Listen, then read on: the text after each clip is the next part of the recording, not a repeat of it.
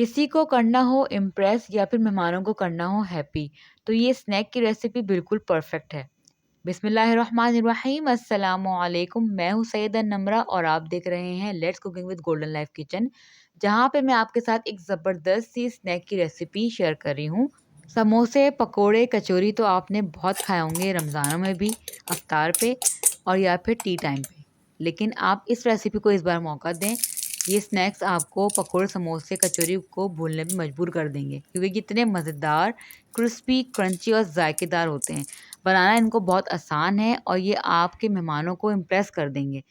सबसे पहले इसकी डो बना लेते हैं। डो के लिए मैंने यहाँ पे 2 कप मैदा लिया है और 2 कप मैदे को मैंने छान के यूज़ किया है। इसके बाद मैंने यहाँ पे आधा कप घी शामिल कर दिया है। घी को मैंने मेल्ट कर लिया था, इसको गरम कर लिया था और गरम घी ही मैंने इसमें ऐड किया है। 1 टेबलस्पून यहाँ पे मैंने ज़ीरा शामिल कर दिया है। 1 टीस्पून मैंने यहाँ पे अजवाइन शामिल कर दी है। 1 टीस्पून मैंने यहाँ पे सॉल्ट की शामिल कर दी है। घी, मैदा, सॉल्ट और ज़ीरे को हम इस तरीके से मिक्स करेंगे। इसको इस तरह से मिक्स करने के बाद हम लोग उसकी मुट्ठी बनाएँगे और चेक करेंगे कि हमारा घी जो है वो सही से मैदे में मिक्स हो गया है या नहीं। जब इस तरह से हो जाए, समझ लें कि हमारी डो के लिए हमारा जो घी और मैदा है बिल्कुल रेडी है।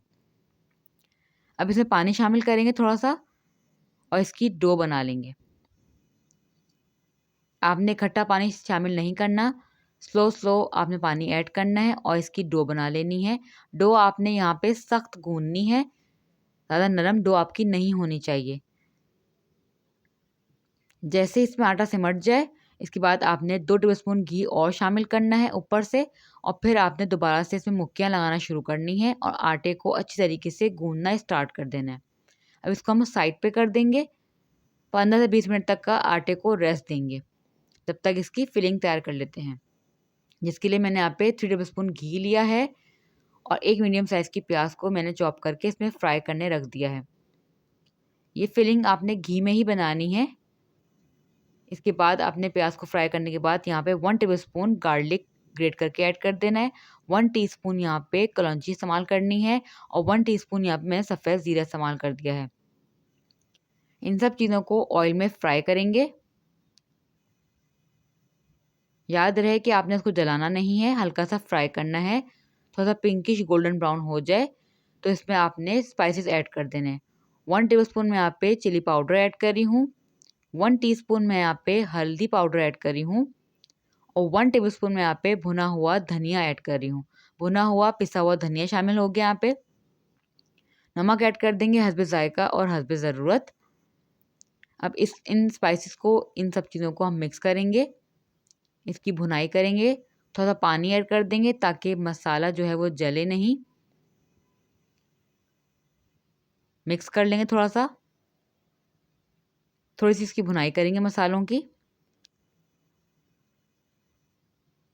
इस तरीके से मिक्स कर लेंगे। इसके बाद मैं यहाँ पे आलू को बॉईल कर लिया था। 3 मीडियम साइज़ के आलू हैं, इसको मैंने बॉईल करके छिलका उतार के इसको मैश कर लिया है। ये मैश किए हुए आलू चलेगा इसमें। तकरीबन 3 अदद मैंने आलू लिए हैं।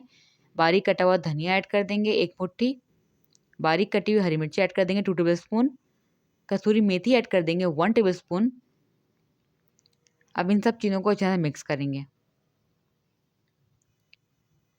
आलू अगर आप यहाँ चंकी रख लें या फिर इसको आप बिल्कुल महीन कर लें, मैश कर लें। मैं इसको स्पून की मदद से इस तरह से मैश करती जा रही हूँ और फिलिंग भी हमारी अच्छे से मिक्स हो जाएगी। ये देखिए फिलिंग इस तरह से होगी। अगर आपको आलू के चंक्स पसंद हैं तो इसमें आप आलू के चंक्स ऐसे ही रहने देंगे। इसके बाद इसको हम ठंडा कर लेंगे और इसकी छोटी-छोटी बॉल्स बना लेंगे। फिलिंग हमारी रेडी हो चुकी है। ठंडा करके इसकी मैं बॉल्स बना लूँगी। अब हम डो ले लेंगे। इसको हम काउंटर पे रखेंगे और इसको इस तरीके से हाथों की मदद से स्मूथ कर लेंगे। डो आपकी जितनी अच्छी होगी उतने ही अच्छे स्नैक्स बनेंगे। फिलिंग चाहे आप कुछ भी कर लें, अपनी चॉइस के मुताबिक अपनी फेवरेट फिलिंग भी इसमें आप फिल कर सकते हैं। डो को मैंने इस तरीके से हाफ़ कर लिया नाइफ़ की मदद से। डो को 2 हिस्सों में डिवाइड करने के बाद इसका एक पार्ट हम ले लेंगे। इसकी इस तरीके से पेड़ा बना लेंगे इसका। इसके बाद हमने एक रोलिंग पिन की मदद से आटे को पहले डस्ट करना है, उसके बाद रोलिंग पिन की मदद से इस तरीके से बेल लेंगे। याद रहे कि आपकी जो रोटी है वो आपने पतली बेलनी है। ये मैं आपको दिखा देती हूँ करीब से भी।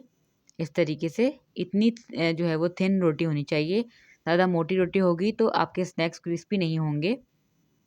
अब इसके हमने सर्कल्स कट कर लेने हैं। किसी भी बोल की मदद से कर लें या फिर किसी भी कटर की मदद से आपने इसके सर्कल्स कट कर लेने हैं। जितने आपको स्नैक्स बनाने हैं उतने आपने सर्कल कट कर लेने हैं।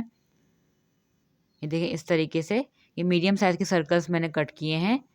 अब इसको इस तरह से सेट करते जाएंगे। जो आटा रह जाएगा उसको दोबारा से पेड़ा बना के इसको बेल के दोबारा से इसके सर्कल्स कट कर लेंगे। ये सारे सर्कल्स हमारे जो हैं वो कट होके रेडी हो चुके हैं और बॉल्स भी मैंने रेडी कर ली थी यहाँ पे। अब आपने एक सर्कल लेना है, इसके ऊपर पानी थोड़ा सा लगा देंगे हाथों की मदद से या ब्रश की मदद से इस तरीके से।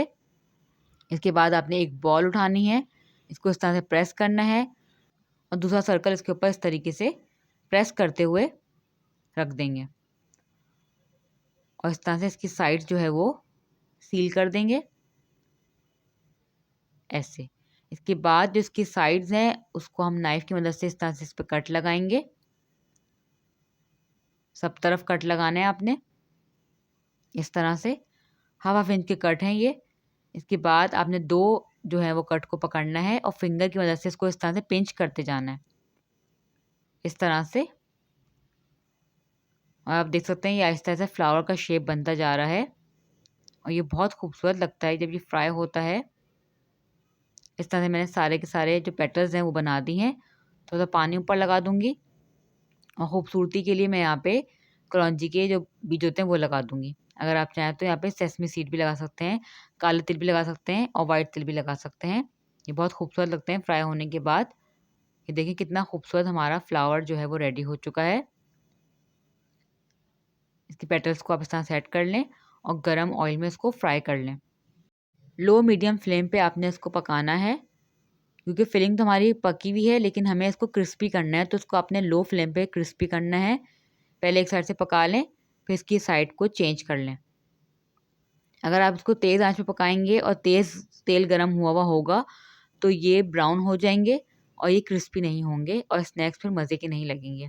तो आपने इसको लो फ्लेम पे पकाना है ताकि ये अच्छी तरह से क्रिस्पी हो जाए और जब दोनों साइड पे कलर आ जाए तो इसको आप निकाल लेंगे और गर्मा गर्म इसको आपने सर्व करना है। ये देखें कितने खूबसूरत लग रहे हैं ये फ्राई होने के बाद। बहुत मज़े की ये रेसिपी है, इसको आप ज़रूर ट्राई करिएगा। इसकी फिलिंग भी बहुत मज़े की होती है। इस रेसिपी को ज़रूर ट्राई करिएगा, आपको यकीनन ये रेसिपी बहुत अच्छी लगेगी। इसकी क्रिस्पीनेस आप सुन सकते हैं कितने क्रिस्पी कितने क्रंची बने हैं ये। तो इस रेसिपी को ज़रूर ट्राई करिएगा, मुझे इसके फीडबैक ज़रूर दीजिएगा। मेरे चैनल पे अगर आप नए हैं तो मेरे चैनल को सब्सक्राइब कर दीजिए। इंस्टाग्राम पे फॉलो करना चाहते हैं तो इंस्टाग्राम पे फॉलो भी कर सकते हैं। लिंक को मैं डिस्क्रिप्शन बॉक्स में ऐड कर दूँगी, वहाँ से जाके आप लिंक पे फॉलो कर सकते हैं मुझे। मिलते हैं फिर अगली वीडियो में, जब तक अपना रखिएगा बहुत ख्याल। अल्लाह हाफ़िज़। Thanks for watching.